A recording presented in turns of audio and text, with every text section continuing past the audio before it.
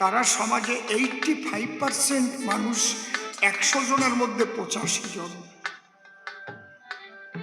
বলেছিল তারা হচ্ছে শূদ্র, অতি শূদ্র, অচ্যুত। তারা কোনোদিন স্কুলে যেতে পারবে না, তারা 3 বর্ণের সেবা করবে, হয়ে থাকবে দাস। গুরুচাঁদ এসে কি কহিল, পরিতাই প্রকাশ। গুরুচাঁদ বলল, না রে, শিক্ষাই জাতির মেরুদণ্ড।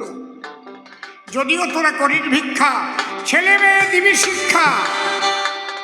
শিক্ষা, সংহতি, সংগ্রাম, চেতনা, দলিতের মুক্তি নাই। এই দিন বিনা মরি কিংবা বাঁচি আমি, তাতে ক্ষতি নাই। গ্রামে গ্রামে পাঠশালা গড়ে যেতে চাই।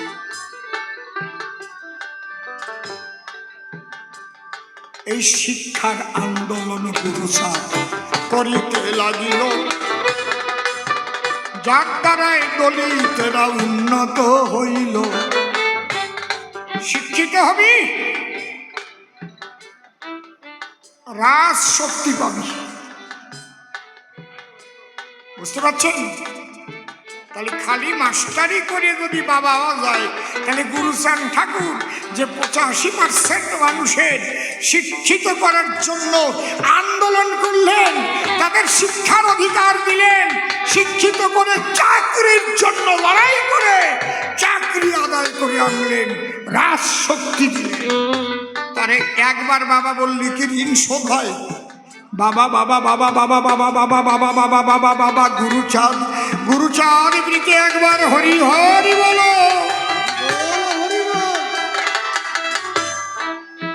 আমার গুরুচাঁদের লীলা সঙ্গে এই গণেশ পাগল ছিল।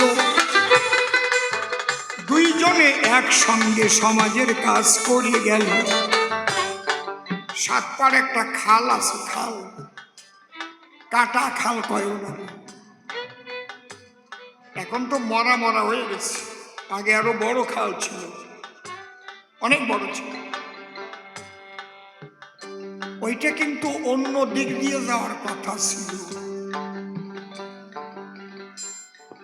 ওইটাকে ঘুরাই এনেছিল গণেশ পাগলকে দিয়ে। বাবা গুরুচাঁদ ঠাকুর কয় আর কেউ পারবে না,